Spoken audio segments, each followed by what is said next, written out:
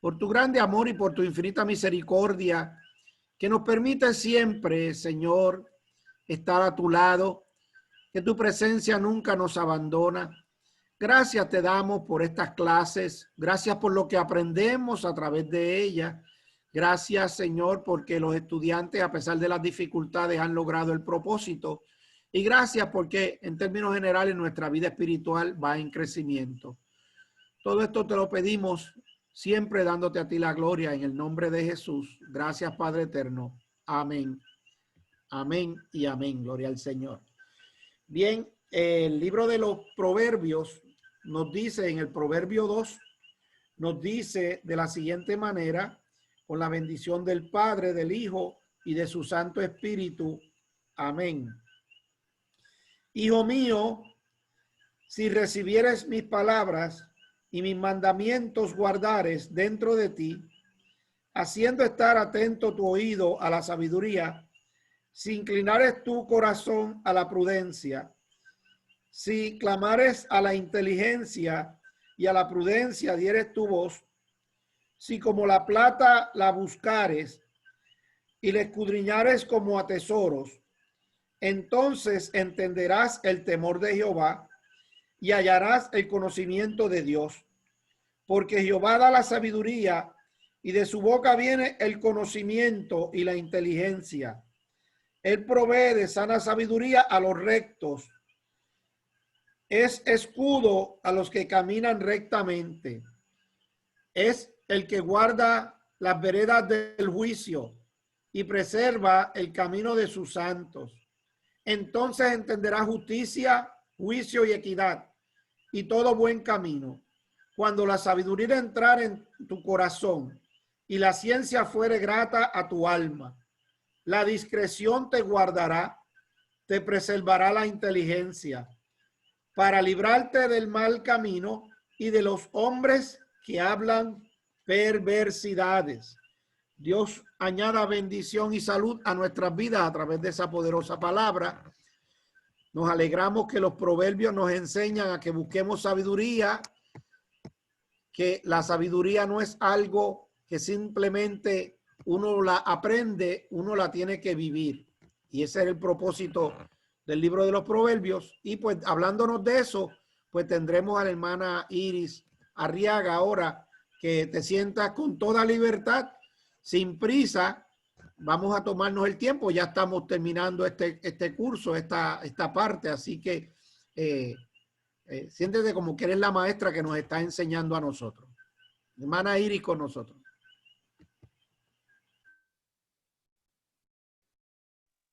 Amén, amén. Pues a mí me tocó, ¿verdad?, el libro de Proverbios y vamos a estar hablando un poquito, ¿verdad?, sobre él. Yo lo titulé Proverbios y puse una pregunta: ¿para alcanzar sabiduría?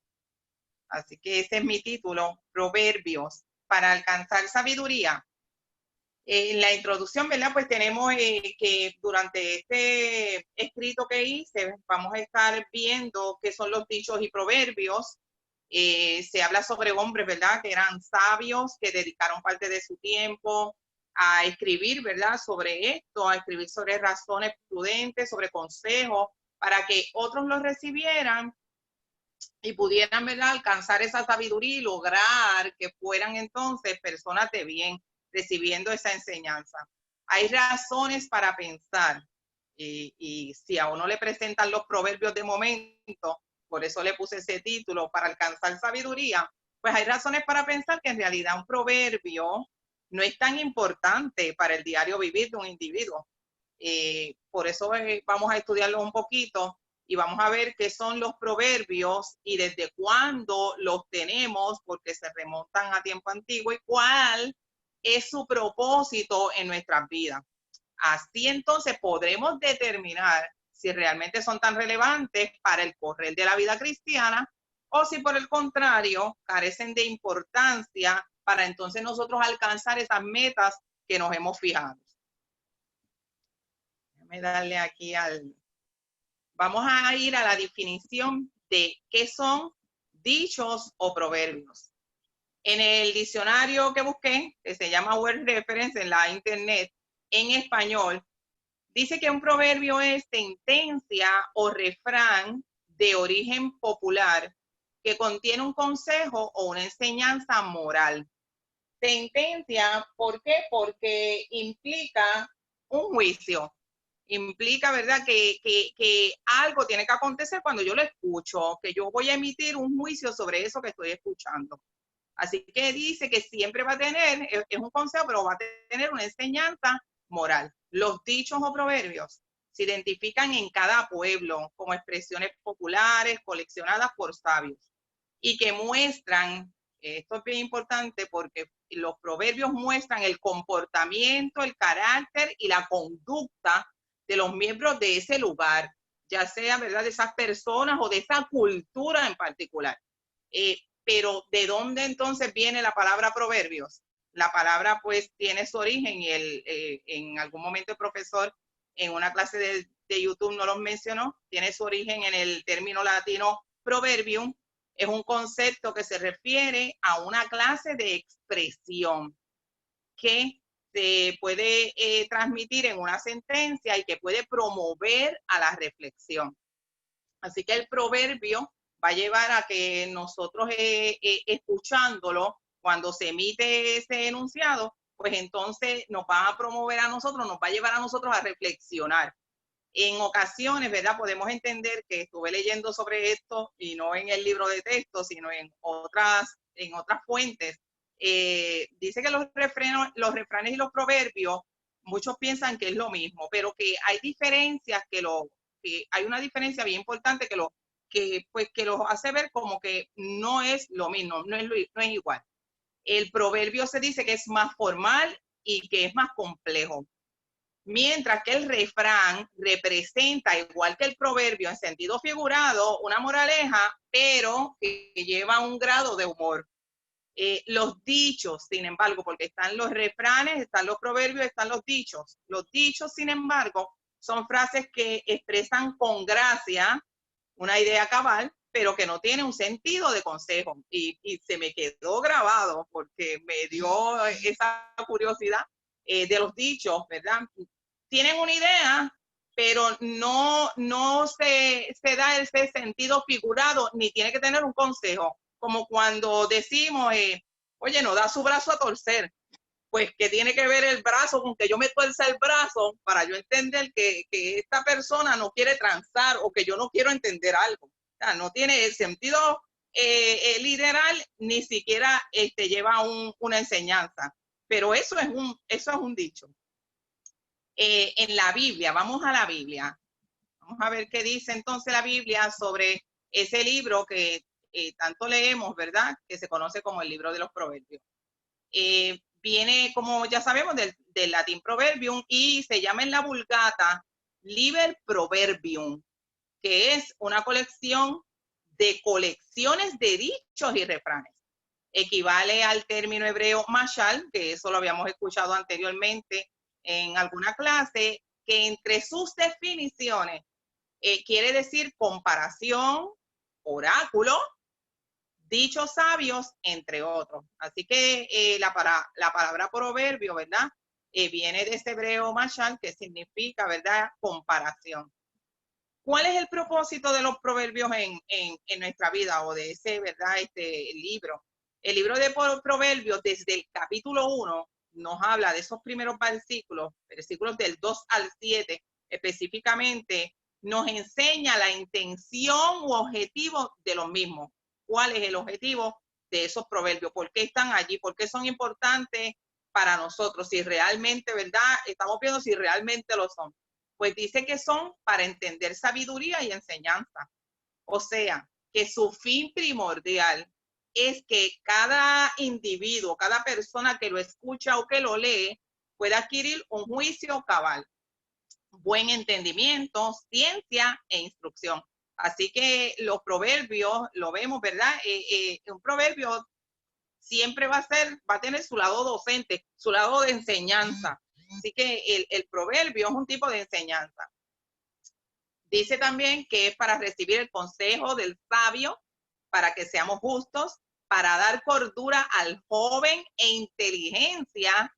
Esas eran las bases para adquirir la sabiduría. Así que en esos primeros versículos de allí de Proverbios, vemos que esto es lo que implica. Fíjense que ese versículo 2 dice que para entender sabiduría y doctrina, para conocer razones prudentes, para recibir el consejo de prudencia, justicia, juicio y equidad, para dar sagacidad a los simples y a los jóvenes inteligencia y cordura. Así que vemos que tiene una enseñanza y que va, ¿verdad?, inclinada a que las personas puedan adquirirla para que puedan actuar correctamente. Dice Proverbios 1:7 que el principio de la sabiduría es el temor de Jehová. Fíjense que aunque en los proverbios, ¿verdad?, van inclinándose hacia la juventud, no dejan de lado a los que ya han adquirido, ¿verdad?, una madurez, a los que ya son más maduros. Por eso es que dice el 5 en el capítulo 1, versículo 5, dice, oirá el sabio y aumentará el saber, y el entendido adquirirá consejo. O sea, que los jóvenes van a recibir su enseñanza, pero los que ya somos más maduros, o los que somos maduros ya, pues vamos a adquirir más sabiduría. Así que es importante el proverbio, ¿verdad?, en nuestra vida, porque seguimos aprendiendo. Eso es una enseñanza constante. Así que en ese Proverbios 1:7 que dice que el principio de la sabiduría es el temor de Jehová, notamos ahí la voluntad de Dios para el pueblo de él. Acuérdense que estos proverbios se dieron en aquel momento, en aquel entorno que se entiende que era el tiempo de Salomón. Así que los proverbios y aquellas enseñanzas que se estaban escribiendo para que el pueblo recibiera, ¿verdad?, lo que Dios le daba a los sabios. Así que era para que su pueblo fuera instruido y por ende alertado sobre el estilo correcto de vivir la vida en él. O sea que esto es bien importante. ¿Por qué? Porque al entenderlo, entendemos que ese temor de Jehová es lo que nos va a ayudar a nosotros, estando ese temor de Dios en nuestras vidas, a poder entonces adquirir la sabiduría. Si entendemos que el temor de Jehová, ¿verdad?, que ese es el principio de la sabiduría, pues entonces si el temor de Jehová está en nosotros, voy a obtener esa sabiduría, ¿verdad?, y esa sensatez que yo necesito para dirigirme correctamente en la vida y así también agradar a Dios. ¿Por qué era importante en ese tiempo que el pueblo supiera eso?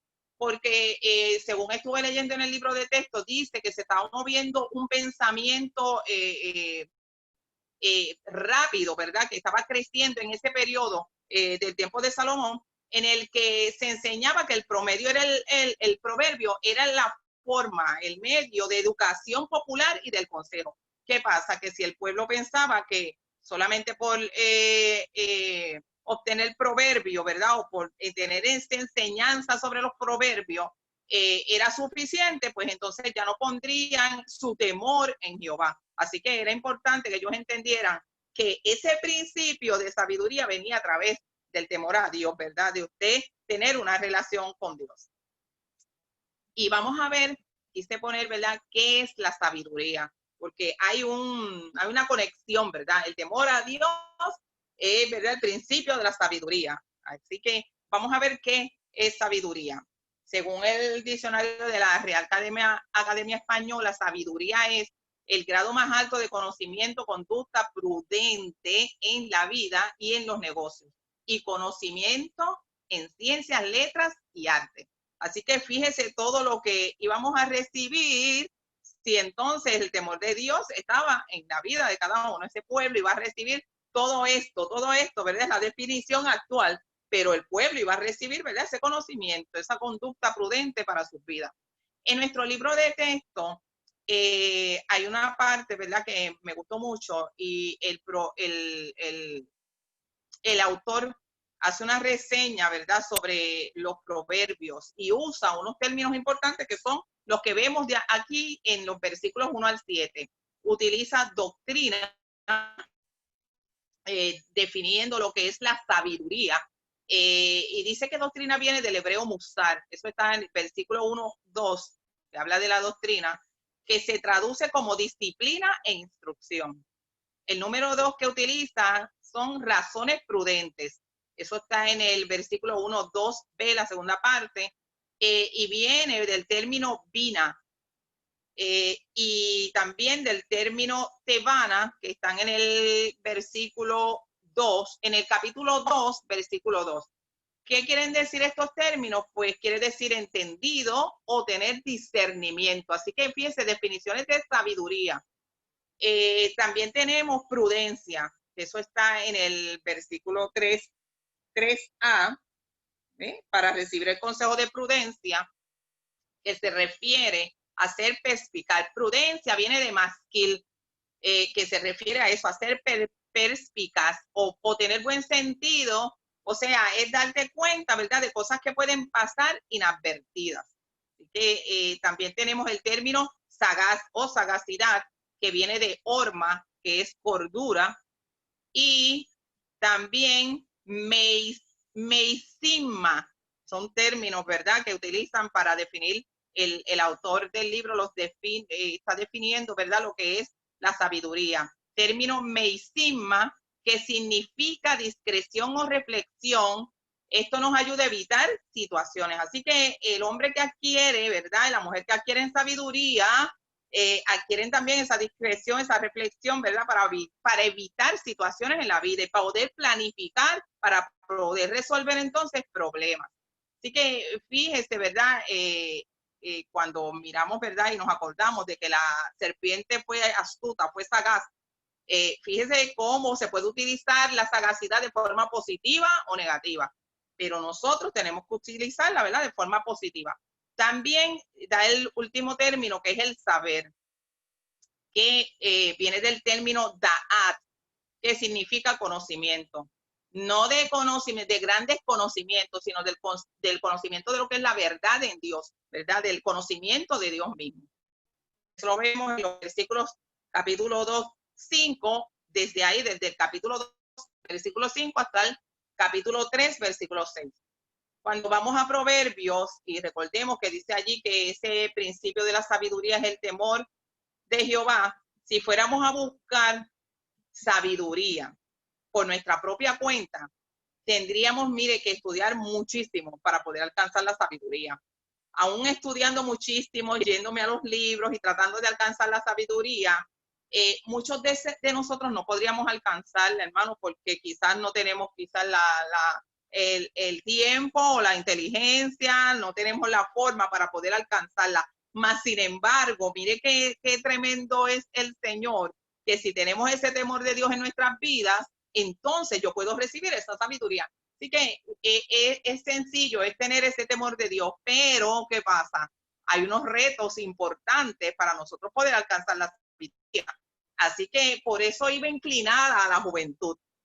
Dice, o yo, ¿verdad?, estudiando sobre esto, sobre alcanzar ese temor de Jehová, para usted el temor de Jehová, uno de esos retos es el que usted pueda reconocer al Señor en su vida, ¿verdad?, como su único Salvador.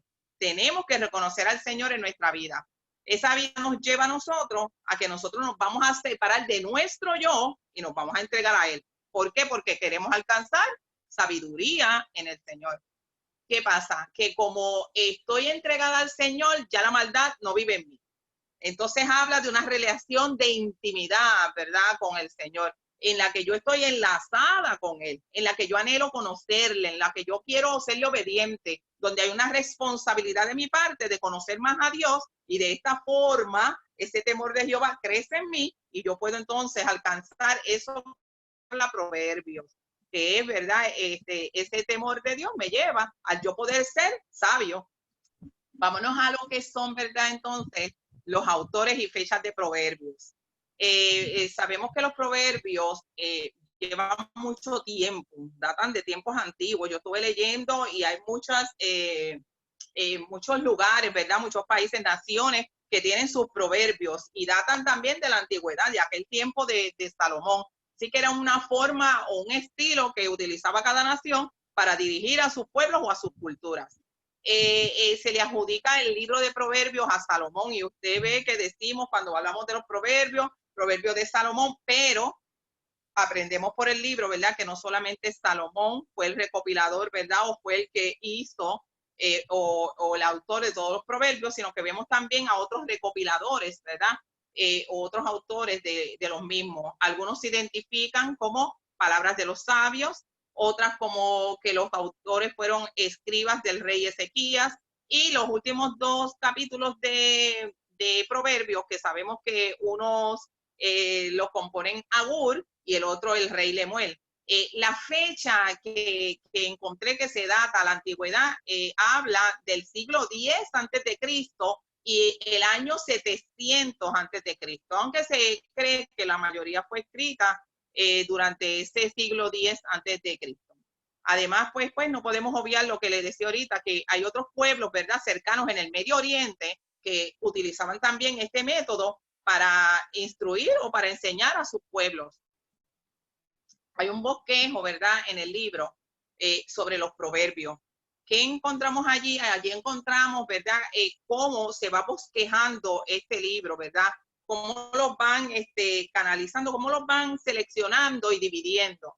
Así que hay exhortaciones para la juventud, hay beneficios de la sabiduría, hay advertencias contra la imprudencia, el contraste entre la sabiduría y la necedad.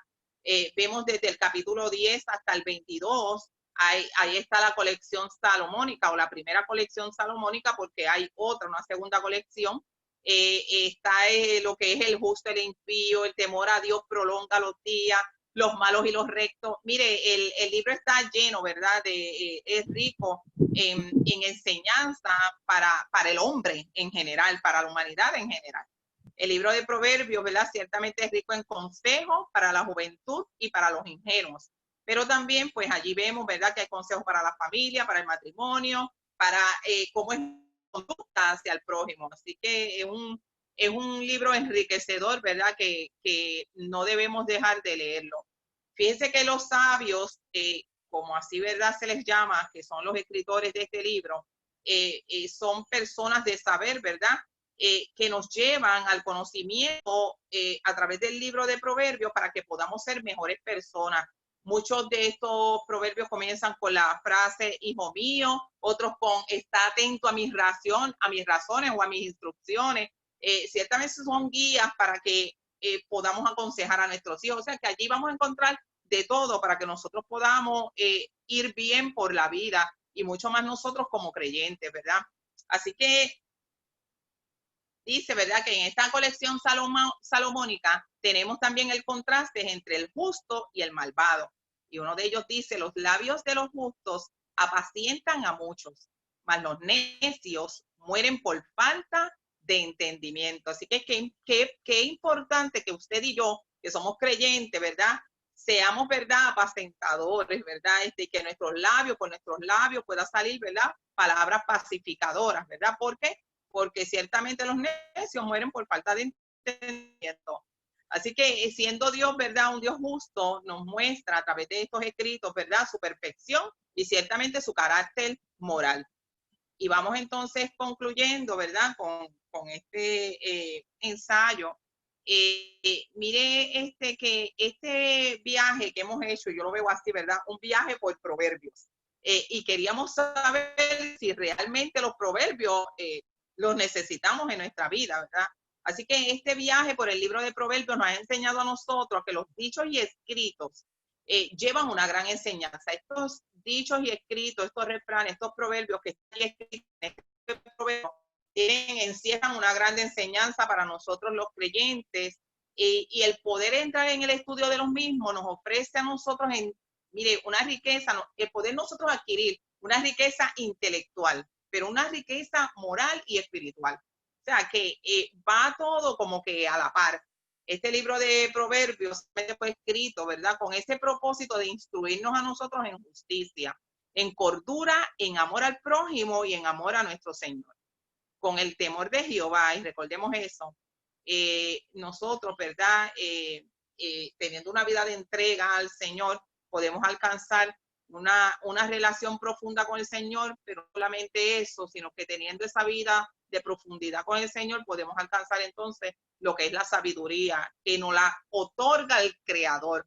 Así que mire, la sabiduría no viene de porque sí, sino que está ahí y Dios nos las quiere otorgar. Así que ahí tenemos el libro de Proverbios para que podamos ser instruidos en ello.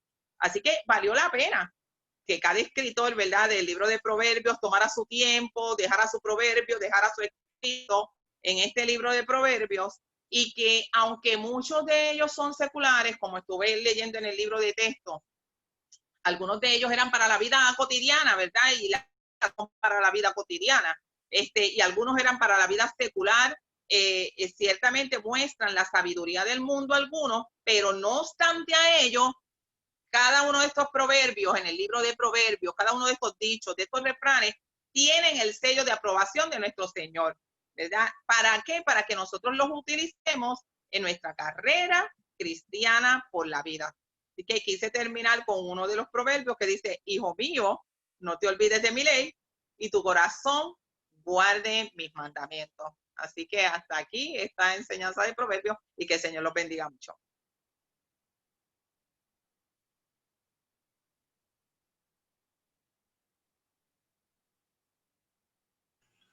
Amén. Si alguno de los hermanos tiene alguna pregunta, algún comentario, quisiera ver participación de parte de ustedes antes de que la hermana Iris termine. Si tienen que hacerle alguna pregunta, algún comentario, yo tengo varias cosas que quiero también señalarle, pero quiero darle un espacio a ustedes que aprendieron, que no aprendieron, o sea, que sacaron de esta presentación de ella. Empezamos por el hermano Carlos y después Keisha.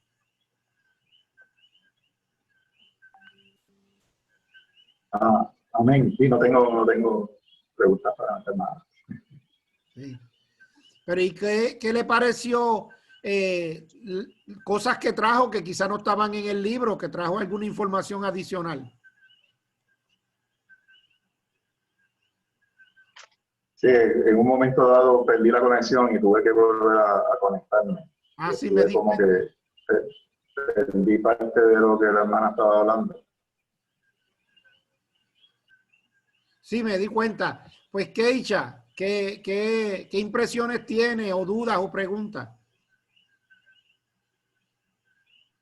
Dudas o preguntas no, pero sí me gustó en el hecho, ¿verdad? Que es que que se explica bien cómo lo que es realmente, ¿verdad? Un proverbio, y que sí, que ciertamente lo usaban para la vida diaria o la vida cotidiana, pero se puede usar en la vida espiritual, ¿verdad?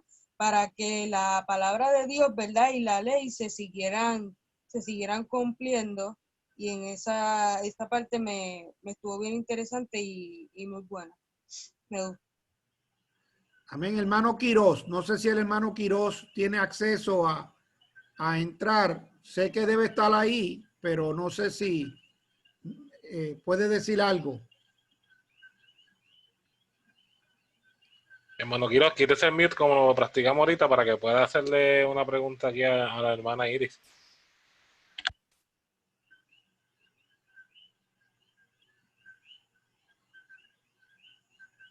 Bueno, pues más adelante, si el hermano Quirós puede entrar, pues entonces hace la pregunta. Mientras tanto, Pastor, ajá. Pastor, que recordé algo que estuve leyendo en la Biblia, de mi Biblia de estudio, ¿verdad? Que habla también de que los proverbios, el proverbio, ¿verdad? O el libro de proverbios era bien importante porque esto iba pasando de generación en generación. Era algo que se y esta generación lo repetía y lo repetía. Con nosotros ahora, ¿verdad? Que tenemos proverbios y dichos que se repiten y se repiten y de generación en generación los vamos escuchando y se van aprendiendo, que esto era algo, ¿verdad? Que también ocurría en ese tiempo. Amén. Pastor, ya tengo hermano Quiroz sin mute, si quieres, ¿verdad? La pregunta que usted había hecho. Sí, hermano Quirós, no sé si se pudo conectar bien cuando la hermana Iris estaba explicando sobre los proverbios. No sé si tenga alguna duda, alguna pregunta o algún comentario. No, felicidades, está muy bien la disertación y creo que ella dio en el punto cuando explicó que el proverbio era el método o la metodología con la cual se instruía, se ilustraba, y era la práctica en Israel en ese entonces. Como un modo de poesía o prosa, pues yo me inclinaron hacia el refrán, al proverbio, para ilustrar los mensajes que Dios tenía a revelar. Gracias mucho. Ok, amén. Si quiere, deje el micrófono abierto para que así no se le vaya a volver a ir la línea. Pues muy bien, fíjense, como ella está explicando, una de las cosas que tenemos que tener en la mente, que a veces la olvidamos porque estamos viviendo en otra época, es que muchas personas no sabían leer ni escribir y no había libros, así como nosotros tenemos ahora, como guías de conductas. Como no había libros y mucha gente no sabía ni leer ni escribir, o sea, había libros, pero solamente para las personas privilegiadas, no el vulgo, no la persona común. Pues, ¿qué pasa? La forma de decir proverbios eran unas sentencias de vida. Era diciendo, esto se tiene que hacer así. Por ejemplo, si ustedes se fijan, no es simplemente un libro de conducta, el libro de los proverbios. En aquel entonces eran cosas que se hablaban en la calle, eran sentencias que estaban en la calle. Después se van recopilando. Pero ¿cuál era la idea de esa sentencia? Que la escuchara todo el mundo, todo el que era simple. No había un sistema de educación como nosotros tenemos, que la gente va a la escuela. Recuerden que se enseñaba en el hogar, los padres eran responsables de la educación. Así que mientras más proverbios podía captar un padre, una familia, más podía enseñarle a sus hijos. Pero no era un libro, no es que tenía una guía un manual para enseñar a sus hijos, sino más bien los proverbios. Lo otro bonito que tienen los proverbios es que si usted los lee, no es solamente para aquel tiempo. Usted los lee hoy y todavía hoy le son de suma utilidad porque le dan prudencia, entendimiento, le hacen sentir cómo se deben de hacer las cosas. Y recuérdense, en aquel entonces no era que si eran cristianos o que tenían el Espíritu Santo. En aquel entonces era cómo se tenía que vivir, sin considerar que había un Espíritu Santo que redarguyera, sino que esa era la forma de vivir. Así que no son para una época. Eso dentro de 2000 años, usted puede hablar esos proverbios y todavía siguen educando, siguen enseñando.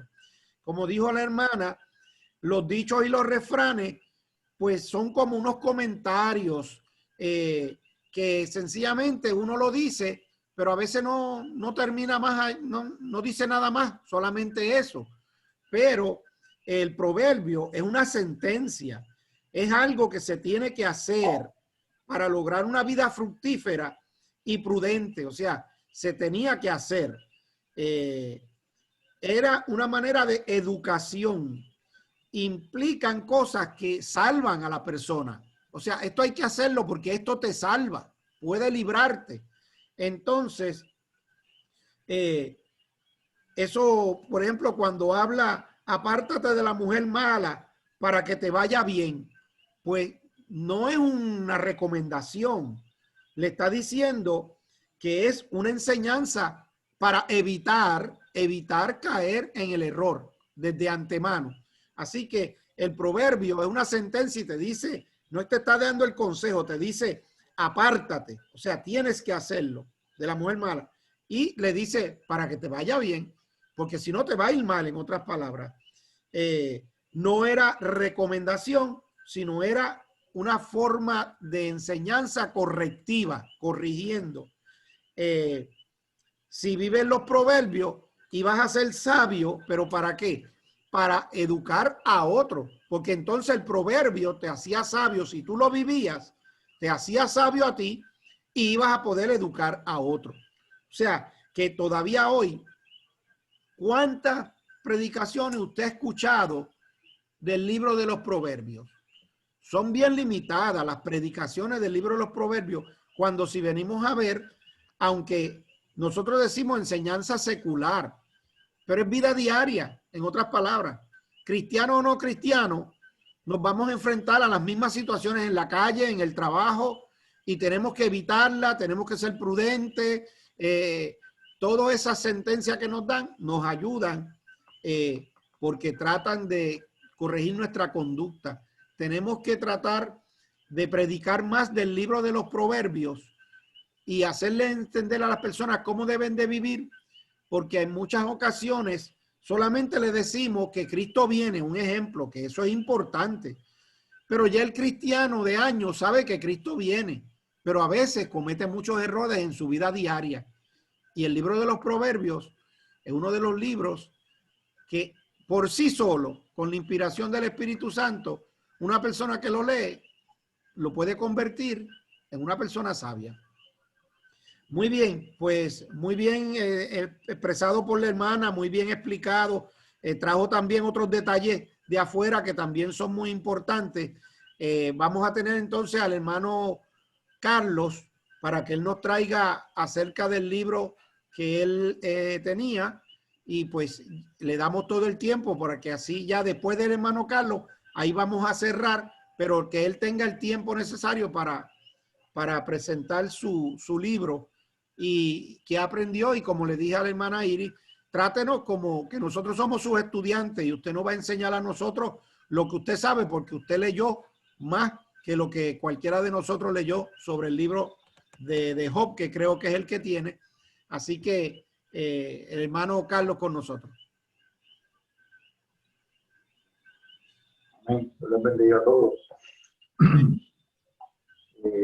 ¿Verdad? Dentro de lo que preparé, estaba adaptado más o menos para el tiempo, ¿verdad?, que se nos había establecido, así que traté de condensarlo lo más que pude, pero vamos a tratar de aquí de llevarlo a cabo. Amén. Amén. ¿Verdad? Dentro del libro de Job, en el nombre del Señor, ¿verdad?, que es un libro bastante interesante, ¿verdad? El libro de la Sagrada Escritura, gloria al nombre del Señor, ¿verdad?, que trata uno de los grandes aspectos o misterios, gloria al nombre del Señor, en relación con el sufrimiento, ¿verdad? Y la interrogante, los cuestionamientos, ¿verdad?, que nos preguntamos, y la humanidad se pregunta, ¿verdad?, ¿por qué sufren los justos? ¿Verdad? ¿Por qué sufren los justos? El libro de Job, ¿verdad?, dentro de su contenido, ¿verdad?, valga la redundancia, trae la vida, ¿verdad?, de Job. Y dentro de la vida de Job, ¿verdad?, lo describe, dice que era un hombre perfecto, ¿verdad?, se describe de esa manera, con unas características de alta moral, recto, cabal, honrado, piadoso, reverente, ¿verdad?, temeroso de Dios. Gloria al nombre del Señor, lo distingue y lo resalta como un hombre que tenía riquezas, tenía posesiones en esos tiempos, ¿verdad?, de ganado. Dice que tenía miles de cabezas de ganado, ¿verdad?, que lo hacía un hombre, ¿verdad?, de riqueza, ¿verdad?, de recursos en esos tiempos. Entonces, dentro del contenido, ¿verdad?, del libro, nos habla y nos establece un momento en que él, ¿verdad?, pierde toda esa riqueza, su salud, pierde su familia, sus hijos también, en el nombre del Señor, ¿verdad? Y él, dentro de todo, ¿verdad?, soporta esas aflicciones con fortaleza, ¿verdad? No comprende, ¿verdad?, la causa de estas calamidades, ¿verdad? Llega un momento en que él se cuestionaba, ¿verdad?, por el nombre del Señor. Pero él, ¿verdad?, llegó un momento en que se resignaba, ¿verdad?, que el pensamiento de que Dios le envía, ¿verdad?, ese mal a los hombres, ¿verdad?, por el nombre del Señor, o que permite, ¿verdad?, ese mal a los hombres, así también como le que puede permitir el bien. Así que él llega al pensamiento de que le permite tanto el bien como el mal, ¿verdad? Y que Dios tiene ese derecho, ¿verdad?, en su soberanía, de hacer lo que él desee, ¿verdad? Con su criatura, con su creación.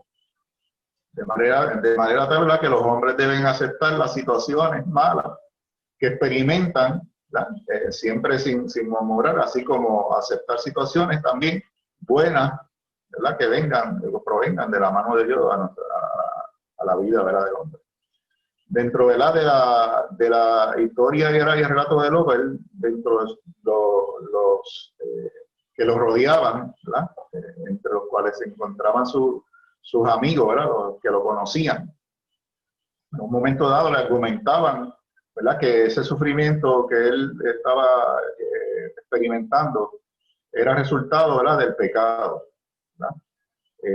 También argumentaban, ¿verdad?, que como siendo él, siendo Job el más afligido de los hombres, ¿verdad?, de veras, por la razón de que él había sido afligido, era porque era el más impío de los hombres, ¿verdad? Y esto, dentro de esos argumentos y dentro de esa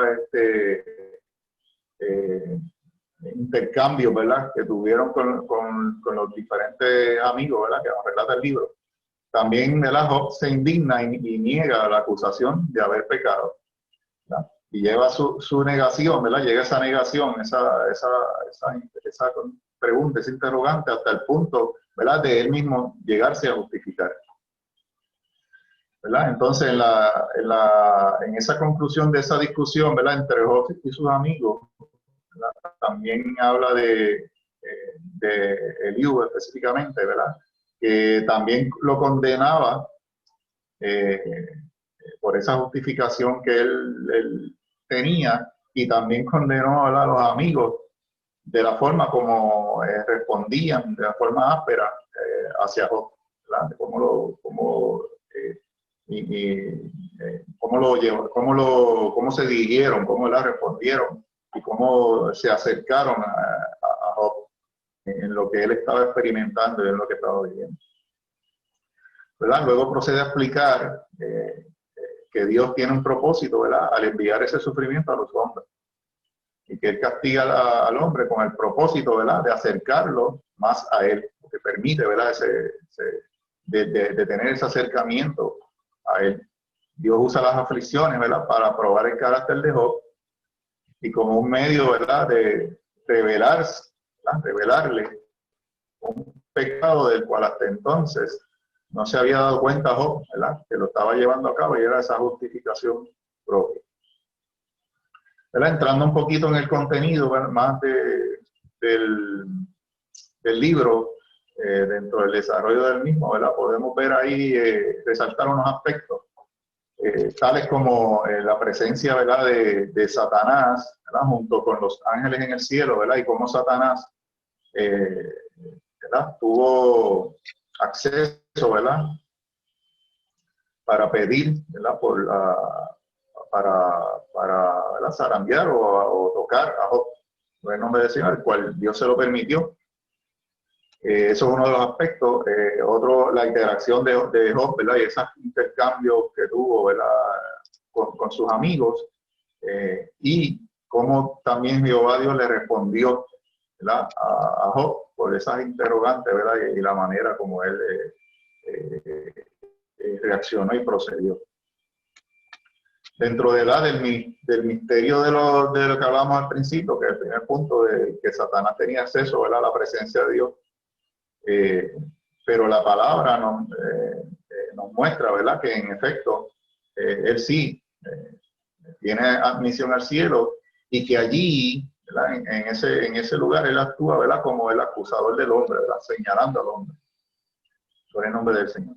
Entonces su argumento, el argumento, ¿verdad?, que utilizaba era Satanás, era que le servía a Dios por, ¿verdad?, conveniencia, de que todo lo que él tenía, ¿verdad?, y la razón por la que él le servía, por la razón que él era temeroso a Dios, era por todo lo que tenía. Así que dentro del ataque que quizás Job estaba tratando Satanás estaba tratando de llevar contra Job, ¿verdad?, también estaba indirectamente también atacando, ¿verdad?, a Dios, por el hecho de que, ¿verdad?, esas palabras que él llevaba contra Job insinuaban también de que Dios no era capaz de ganarse, ¿verdad?, ese amor desinteresado del hombre.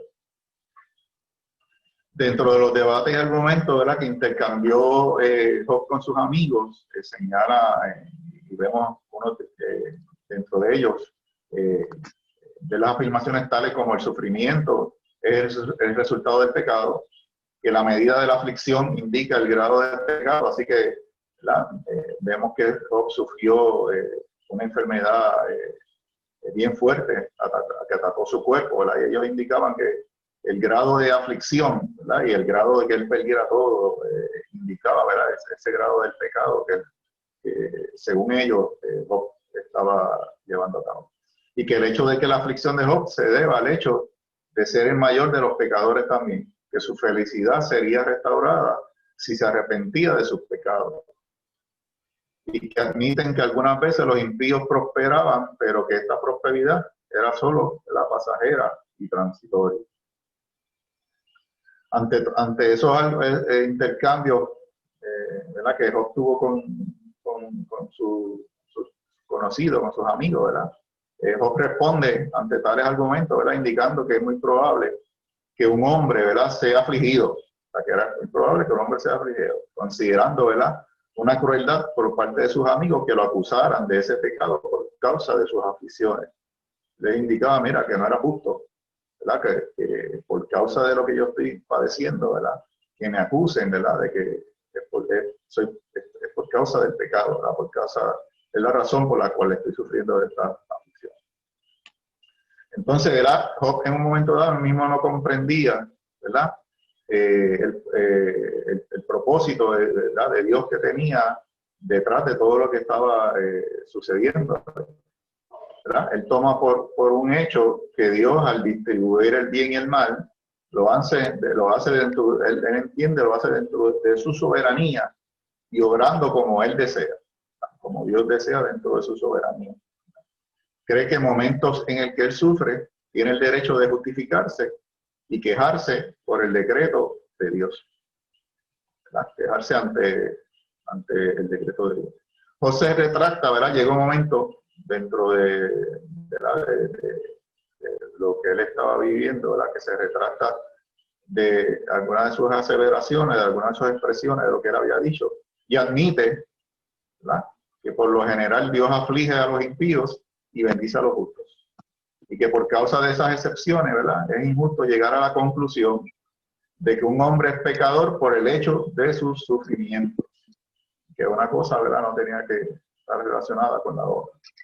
Job también cree que es nuestro deber, ¿verdad?, adorar a Dios aun cuando estemos sufriendo calamidades no merecidas, ¿verdad?, y que debemos abstenernos de juzgar a los que cuando están experimentando alguna angustia se quedan contra Dios, ¿verdad?, hasta cuidarnos de ese aspecto, ¿verdad?, de juzgar que ante tales situaciones que puedan estar experimentando las personas, ¿verdad?, por el nombre del Señor se queden contra Dios.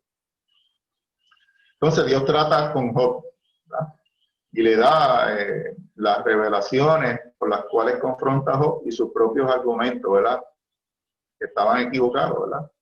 Entonces él reprende a Job por el error de haber introducido a él, ¿verdad?, al Dios dentro del debate, ¿verdad?, dentro de las argumentaciones que él tenía con sus amigos, y tratar de traer a Dios, ¿verdad?, el creador, el Dios soberano, el creador de los cielos y la tierra, ¿verdad?, dentro de esa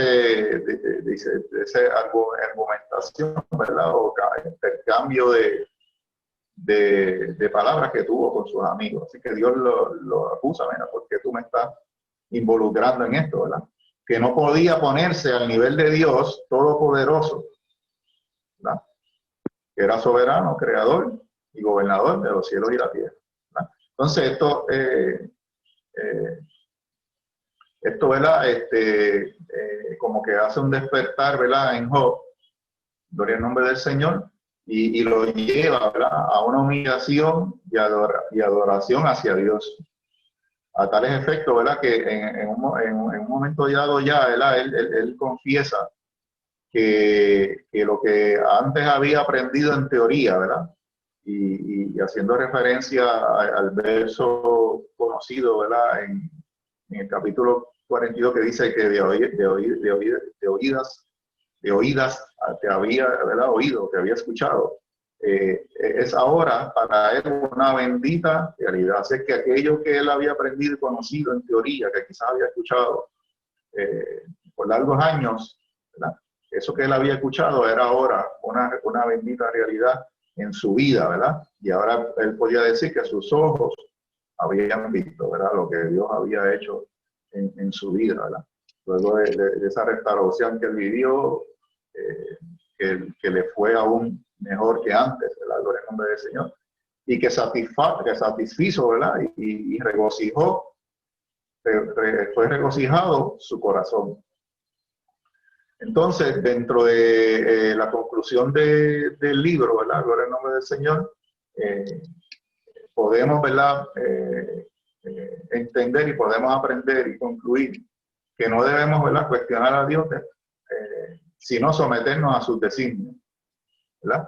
Que todos nosotros, ¿verdad? Podemos en algún momento dado experimentar situaciones adversas en la vida, podemos experimentar conflictos, podemos experimentar, ¿verdad?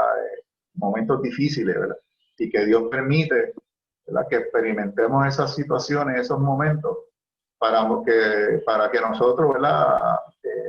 Demostrar, ¿verdad? Que estamos cimentados en Él, que nuestra confianza, ¿verdad? Está en Dios, en Él, ¿verdad? Que nuestra confianza que debe estar puesta en Dios en todo momento, ¿verdad? Y no en la razón humana, no en lo que el hombre pueda decir, por el nombre del Señor. Y que con Dios, ¿verdad? Podemos tenerlo todo, ¿verdad? Con Dios podemos tenerlo todo, y que nuestra fe y convicción deben permanecer, ¿verdad? Siempre intactas, aunque parezca que Dios no esté con nosotros, ¿verdad? Que aunque parezca que hemos sido, entre comillas, ¿verdad? Sido abandonados por el nombre del Señor, que siempre, ¿verdad? Nuestra fe, siempre nuestra confianza, siempre permanezca intacta, ¿verdad? Ante Dios, gloria al nombre del Señor para siempre. Entonces, como también dice en Santiago, ¿verdad? Capítulo 5, verso 11, en su parte final, que dice que habéis oído, ¿verdad? De la paciencia de Job, que habéis visto el fin del Señor, que el Señor es muy, muy misericordioso y compasivo, ¿verdad? Así que es decir, ¿verdad? Que se ha visto en la manera única de obrar de Dios con Job, de esa manera muy particular, muy especial, gloria al nombre del Señor, y que vemos ahí, ¿verdad? El ejercicio de la compasión y de la ternura, ¿verdad? Que tuvo Dios, ¿verdad? Para con Job, y que a pesar, ¿verdad? De que Job experimentó, ¿verdad? Todos esos sufrimientos en su vida, que como dijimos al principio, perdió prácticamente todo, ¿verdad? En todo momento él se mantuvo, aunque hubo un momento de interrogante, ¿verdad? De cuestionamiento ante Dios, pero que él pudo recapacitar, pudo entender y comprender, ¿verdad? Que todo, ¿verdad? Era por designio, ¿verdad? Y propósito de Dios, y que Dios era soberano, ¿verdad? Para permitirle esas cosas, aún él siendo, ¿verdad? Una persona justa, ¿verdad? Temerosa de Dios. Así que ¿por qué sufren los justos, ¿verdad? El tema principal de esa interrogante, ¿verdad? De este tema, de este libro, perdón, en el nombre del Señor, ¿verdad? Y así que concluimos, ¿verdad? De esa manera, ¿verdad? Que dentro de lo que Dios permite, ¿verdad? Debemos someternos siempre a sus designios, que también, ¿verdad? No importando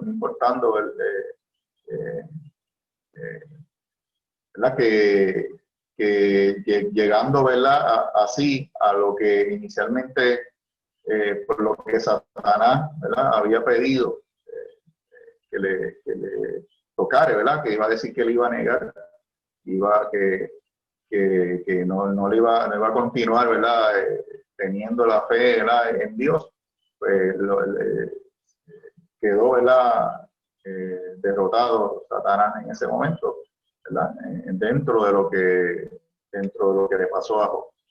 Así, ¿verdad? Que en esto a largo rato, ¿verdad? Es lo que pude, ¿verdad? Capturar, ¿verdad? Dentro de este gran libro de Job. Así que hasta aquí esta parte, ¿verdad? Y si hay algún comentario o pregunta, pues adelante. Sí, ahora abrimos el espacio para que si alguno tiene dudas o preguntas, quisiera empezar por el hermano Quirós. O sea, si usted tiene alguna duda o alguna pregunta o algún comentario, ¿verdad? Del libro de Job, hermano Quirós. Sí, Dios bendiga. Las lecciones de este Amén. libro nos deja para la posteridad por qué sufren los justos. La fe es como el oro que tiene que ser probada. El llamado a nuestro hermano Pablo estuvo centrado precisamente en los acometimientos tan crueles y viles que él había cometido y que Dios quería mostrar por todas. Y una vez lo necesario que es sufrir por amor de su nombre, pues así Jehová toma en sus manos ante la visitación de Satanás a su reunión a Job como el ejemplo y le pregunta, ¿no has considerado a mi siervo Job, varón prudente y temeroso de Dios, apartado del mal? Y en una segunda ocasión vuelve y lo enfatiza. Y al fin y al cabo vemos, porque no habían escrituras que ilustraran el pensamiento, la espiritualidad para aquellos tiempos, para donde Job pudiera ampararse, sino que él, tras su conducta y testimonio, caminó, pues llevó entonces a él examen de él mismo y a tomar la osadía de decir, me presentaría ante Dios y juzgaría mi causa, cuando al fin y al cabo se da de cuenta de que Dios es soberano y es sobre todas las cosas y expresa que se arrepiente en polvo y ceniza. Y ahí Dios denota su amor eterno al tomar 4 capítulos donde en ninguna otra ocasión, exceptuando el profeta Jonás, para hacerle ver el trasfondo de la prueba o el deseo ineludible de que estemos juntamente con él y nos da a través de sus palabras el desarrollo y crecimiento. Amén. Amén. Keisha.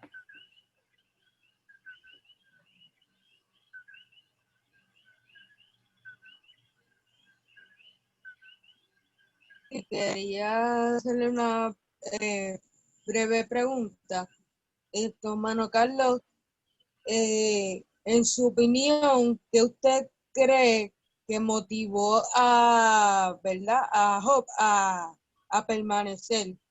Aunque a pesar, ¿verdad? Que Dios le había dicho que no, le había dicho a Satanás que no iba ¿verdad? A negarlo, pero, ¿verdad? Pues sabemos que como quiera pudo haberlo hecho, a pesar de todo, de esas circunstancias, ¿verdad? Y las situaciones que él pasó, pero él lo pudo haber negado. ¿Qué exactamente usted cree que lo motivó a no ceder?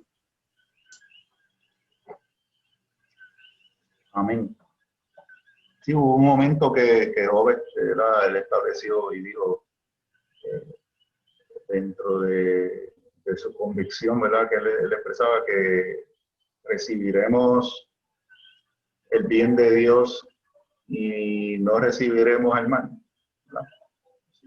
Así que Job estaba seguro dentro de su convicción, ¿verdad? Que aunque en un momento dado pudo haberlo tenido todo y en algún momento, ¿verdad? Se le fue quitado, que eso que le había sucedido, ¿verdad? Estaba dentro de la voluntad del Señor. Así que él lo pudo reconocer en su vida y eso le permitió, ¿verdad? Que aunque todo el mundo lo abandonó, hasta su propia esposa en un momento dado, ¿verdad? Le dijo que negara a su hijo y se muriera, ¿verdad? Él pudo mantenerse esperando, ¿verdad? ¿Verdad? Firme, y él tenía la esperanza, ¿verdad? De que si aún no le devolvieran todo, ¿verdad? Que Dios, lo que Dios le había permitido que pasara en su vida, era por su perfecta y divina voluntad. No sé si contesté tu pregunta, Keisha.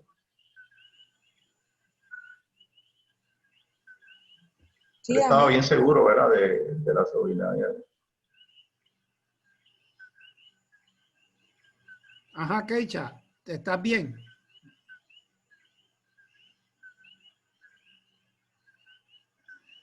Sí, Keisha, eh, que si Sí, contestó tu pregunta. sí, Eh, sí, sí, él mencionó, ¿verdad? En lo que él entendía, ¿verdad? Que era su convicción, la convicción de Job, que no dejó que él, Su ¿verdad? fe, Dudara de su fe. su confianza en Dios. sí, yo entiendo según como ha pues presentado el hermano Carlos, de que Job no estaba amando a Dios, vamos a decir amándolo, porque uno tiene que amarlo, por lo que él tenía, porque esa expresión que dice el hermano Carlos de que si le vamos a servir cuando tenemos y cuando no tenemos, no le vamos a servir, dando a entender que su corazón estaba ya echado a amar a Dios independientemente de riquezas o pobreza. Y a mí me parece que cuando Dios le dice a Satanás, ha considerado en mi siervo Job que es justo y es temeroso de Dios y apartado del mal, me da la impresión que Dios no decía que era justo por simplemente su forma de vida, sino por su corazón. Y lo vemos probado, lo probó. Y Dios, ¿verdad? Nosotros no creemos en las apuestas, pero llevándolo a un término secular, Dios puso todo su dinero en confiar en el amor tan grande de este hombre que no lo iba a negar, porque al decirle al diablo, ve y hazlo, haz lo que tú quieras, es porque Dios estaba enteramente seguro de que el corazón de Job estaba bien afianzado. O sea, que no era simplemente por lo que uno ve. Hay gente que uno ve que son cristianos mientras le va bien y cuando le va mal, pues dejan de ser cristianos. Pues no amaban a Dios y eso es muy importante. O sea, que la firmeza, como ha dicho el hermano, y creo que estamos claros, la firmeza que tuvo en Job era porque él amaba a Dios. O sea, no simplemente le servía, él lo amaba. Cuando él dice, yo sé que mi Redentor vive y aún del polvo me levantará, lo que quiere decir es que, mira, pase lo que pase, él vive y me va a hacer bien, me va a levantar juntamente con él. Amén. Hermana Iris. Que si aún él partiera, ¿verdad? Aún así, ¿verdad? Iba a reconocer, ¿verdad? Esa soberanía de Dios, aun cuando, ¿verdad? Fue el fin de su vida en la tierra. Sí, yo creo que Job llegó a ver más allá a Dios, más allá de su época. Job parece como que vio a Dios mucho más de las enseñanzas y mucho más de las creencias. Job vio a Dios de la manera que él es. Yo creo que también es un ejemplo para nosotros como creyentes, siguiendo por la pregunta que hizo Kaicha, porque nosotros como creyentes no podemos tener nuestra motivación, que quizás la línea por donde ella iba, en la familia, los hijos, en todo esto, ¿verdad? Que uno diría, ¿cómo él iba a estar motivado a seguir hacia adelante si literalmente se le había acordonado de todo, no tenía nada, esto hasta inclusive la salud? Y cuando pasa, la única forma de uno salir de todo esto es, más que la confianza, es saber mi identidad. ¿Qué soy yo? O sea, yo soy creyente, ¿hacia dónde voy? ¿Cuál es mi meta? ¿Cuál es el target? Y cuando tenemos eso bien claro, yo creo que espiritualmente somos más firmes y más robustos. Sí, y añadiéndole a eso, fíjense, ya toda su vida él la había echado en los brazos de Dios. Ahora, ¿qué él ganaba? Si él hubiera maldecido, si él hubiera tirado todo por tierra, si él hubiera roto con todo, ¿qué él ganaba? Si lo único que le quedaba era agarrarse de Dios, si lo maldecía, si rompía todo, si destruía todo, ya no le quedaba nada, ni le quedaba esposa, ni hijo, ni que le quedaba nada. Lo único que le quedaba era Dios. Pues entonces, como quien dice, ya llegué hasta aquí, ya seguiré con Dios. Un mensaje. Perderle esa compasión, ¿verdad? Esa ternura, ¿verdad? Como expresé en la conclusión, ¿verdad? Que vio esa manera única de orar de Dios con Job, ¿verdad? En el ejercicio de su compasión y la ternura, ¿verdad? Un Dios compasivo, tierno, amoroso, ¿verdad? Por el nombre del Señor. Y Dios pudo experimentar eso también.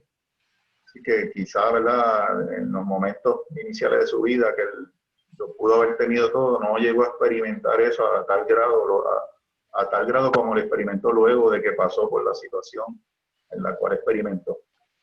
Y después dice que le fue mejor, pero yo estoy bien seguro que él lo supo ver diferente todo de ese momento en adelante.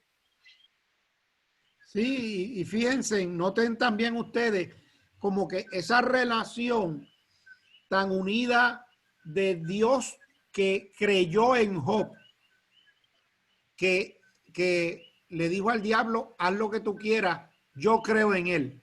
Pues así mismo, esa misma relación tenía Job con Dios, que dijo, yo creo en Dios, no importa lo que pase.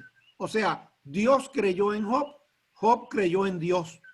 Y se amalgaron de una manera que no había separación. Dios le dijo al diablo, haz lo que tú quieras, no toques su alma, pero haz lo que tú quieras, porque ese hombre es mío y me ama. Y Job le dijo a la esposa, le dijo, pues, lo recibiremos el bien y no recibiremos el mal. Aunque me haga mal, ya yo estoy apegado a él. O sea, ya estaban unidos. A la hermana Iris. Amén, amén. Me llama mucho la atención pues lo que atraviesa Job, ¿verdad? Y de cómo está ahí escrito para que nosotros, ¿verdad? Aprendamos de eso. Y muchas veces nos ponemos también en la posición de que este hombre lo pierde todo, ¿verdad?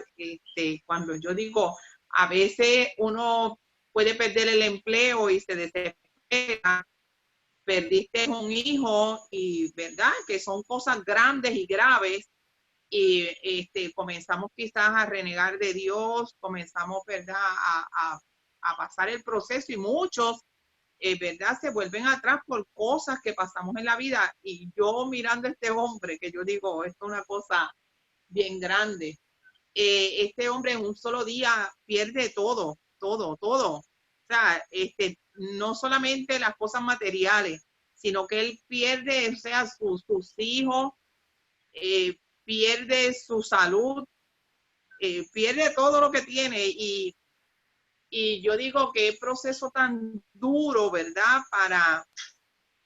Para tu poder en la vida que aún a costa de que lo pierdas todo, ¿verdad? Dios está ahí. Y yo digo que tiene que haber sido un proceso bien fuerte, ¿verdad? Para este hombre. Y me llama la atención eso de cómo Dios, ¿verdad? No empieza a que Satanás, porque yo digo que aunque Dios le dice al enemigo, ¿verdad? O sea, no te has fijado en Job. Él sabía que ya él se había fijado en Job. Yo digo, ¿verdad? Y que estaba por ahí tratando de ver cómo lo destruía. Y vemos, ¿verdad? Cómo este hombre en su carácter, bueno, su carácter, ¿verdad? Interior, espiritual, cómo no se tornó atrás, pese a que todo el mundo, a sus amigos, todo el mundo pierde todo y todos los que están alrededor de él se levantan contra él también. O sea, y él no entendía, o sea, que es un proceso bien duro del cual nosotros podemos aprender tanto, porque a veces por pequeñeces, y me tengo que incluir, a veces comenzamos a decir, pero ¿por qué me pasa esto? ¿Por qué? Y uno mismo puede, ¿verdad? Ir a la presencia de Dios y decir, pero ¿por qué, Señor? Si yo estoy haciendo esto, si estoy haciendo lo otro, y te empiezas a justificar como lo hizo este hombre, pero que como vemos que este hombre permanece, me llama la atención, ¿verdad? Y es importante ver cómo él permanece sabiendo aún que pasaron cosas, ¿verdad?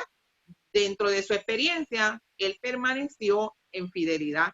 Él permaneció creyendo que quizás tuvo altas y bajas en ese momento, pero permaneció.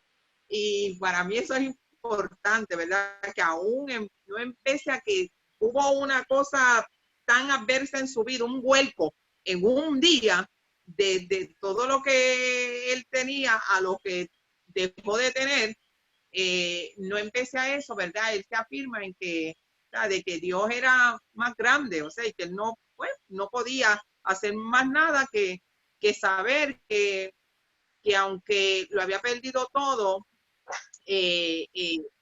iba a creer en quién, ¿verdad? Lo había llevado hasta allí.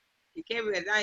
Para mí es un libro bien interesante donde nos muestra que a veces pensamos también que las consecuencias de las cosas las cosas que nos pasan es porque hemos hecho algo mal, y sin embargo no siempre es de esa forma, sino que a veces es porque simplemente Dios está probando, ¿verdad?, nuestro carácter de creyente. Amén. Amén. Un aspecto que también fue que Job en un momento dado oró. Él hizo una oración por aquellos que dentro de su situación, ¿verdad?, podemos decirlo, estaban ahí como que dándole en la misma llaga que tenía una llaga literal, ¿verdad? Pero también una llaga, ¿verdad?, interna, y dentro de la situación dice que él oró por esas personas. Y eso, ¿verdad?, dice algo bien grande del carácter y de la persona de Job, ¿verdad? Que él en un momento dado, ¿verdad?, no lo señaló sino que oró por ellos, ¿verdad? En ese momento dado, ¿verdad?, porque fue restaurado una vez más. Amén. Vamos a ver primero las enseñanzas muy bien explicado por nuestro hermano Carlos, y muy bien cada una de las preguntas que han hecho. Que vamos a ver primeramente que un hombre justo, aun cuando no entiende, sigue confiando en Dios, aun cuando no puede entender toda la voluntad de Dios. Y Job nunca la entendió porque Dios no le dio detalles de por qué todo esto sucedió. Dios no le dio detalles, pero aún él siguió confiando en Dios, aunque no entendió todos los detalles. ¿Por qué sufren los justos? Que es el tema del libro. El sufrimiento no debe ser un motivo de separar o distanciar al hombre de Dios. Vuelvo y repito que el sufrimiento no debe ser un motivo de separar o distanciar al hombre de Dios. Todavía hoy, aún teniendo el libro de Job, como dijo ahorita la hermana Iris, que a veces nos pasan cosas pequeñas y decimos, Dios mío, pero ¿por qué esto me pasa a mí? Y no entendemos que a veces es prueba, a veces es el enemigo, a veces son cosas que suceden, pero ese sufrimiento o ese error que podemos cometer o como sea, eso no es lo que nos distancia de Dios. Lo único que nos distancia es el pecado. Pero aún cuando nos suceden cosas que no entendemos, no es para sentir que Dios está lejos. El libro de Job nos da un perfil, esto es otra línea de pensamiento, bien detallado del carácter de nuestro enemigo. El libro de Job es donde más se habla del carácter del enemigo que usted y yo tenemos, que nunca tenemos que olvidarnos. No son los hermanos de la iglesia, no es el vecino, no es el jefe del trabajo. Hay un enemigo grande de nosotros que siempre nos quiere perturbar. Ese enemigo es injusto, es cruel. Su deseo es que el hombre, o sea, la criatura, maldiga a su creador. O sea que él desea que el hombre maldiga a Dios. Se molesta que Dios nos ame y que desee el bien para nosotros. Y él lo que desea es la destrucción. Siempre recordemos que aquí el destructor, el maligno, lo que desea es nuestra destrucción. él sabe que a Dios no lo puede destruir. Él ya intentó eso y le falló, pero sí nos puede destruir a nosotros. Entonces, vamos a ver que cuando Dios le dijo, ¿has considerado en mi siervo Job? Mire, se vio que le salió de lo profundo del infierno. Salió que le dijo, claro, si tú lo tratas bien. En otras palabras, ¿qué le quiso decir? Tú lo amas, tú lo amas. Y ahí vemos el coraje que tiene para contra nosotros, porque él sabe que él fue juzgado y condenado y nosotros fuimos redimidos, fuimos comprados. Y eso le molesta. El hombre necesita una experiencia real, en el caso de Job, una experiencia real para creer en Dios. Y esa experiencia se manifestó en Cristo. O sea, nosotros no llevamos hasta la sangre, no hemos sufrido tanto, pero en Cristo vimos que Él estuvo dispuesto a llegar hasta la muerte que nos correspondía a nosotros. O sea, esa experiencia, por eso la experiencia de conocer a Cristo nos transforma, porque nos damos cuenta que nosotros teníamos que haber muerto y Él murió por nosotros. Y finalmente, aunque nos parezca raro, pero la justicia no se basa en que la cosa esté bien. Hay cosas que nosotros decimos, pero esto no es justo. Pero es que la justicia del hombre, la justicia humana, es como un trapo de inmundicia delante de Dios, nos dice la Biblia. O sea, ni siquiera la ley es justa.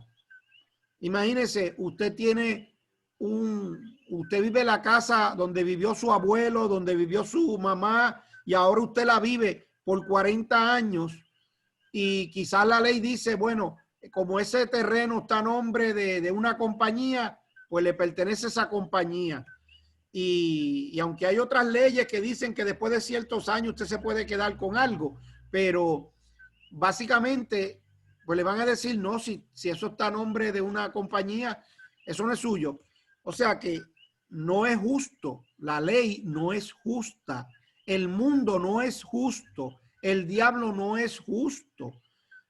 Aún la humanidad no es justa, porque ya usted ve que a veces se vuelve una turba y matan a personas y después se dan cuenta que ese no era el culpable, pero lo mataron. Pero como lo hicieron muchas personas, pensaron que se hizo justicia.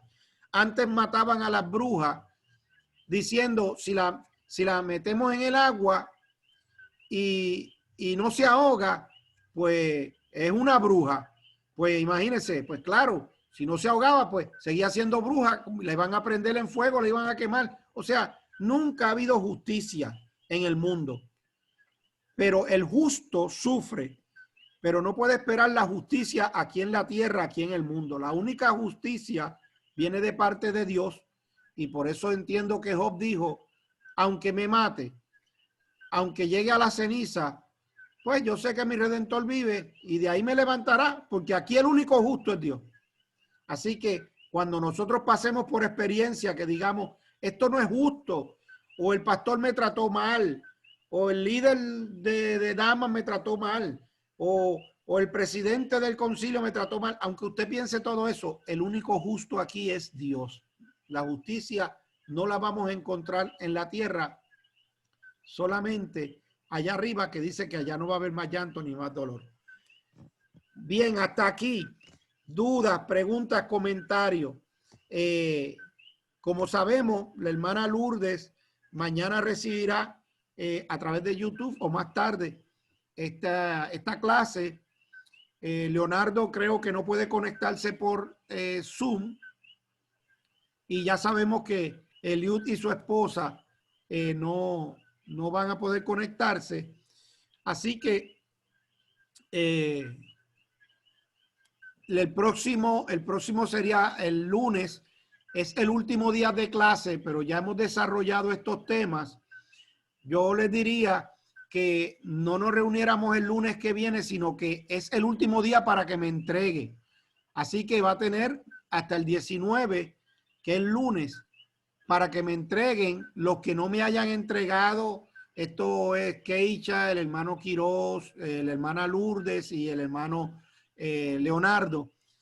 Así que no nos encontraremos el próximo lunes porque vamos a hacer lo mismo en cuanto que nosotros sí podemos tener Zoom, pero los demás no van a poder informar.